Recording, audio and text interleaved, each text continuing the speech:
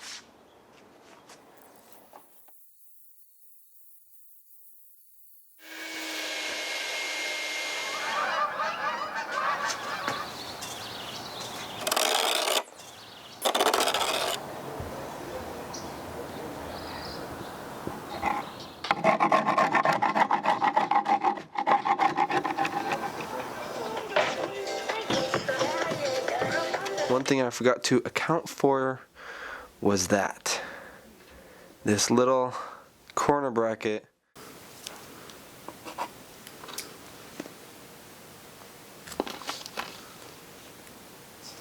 I'm replacing the back panel with this nicer wood, all hard, not with those folded lines, which, as you saw, I actually need to recut some of them.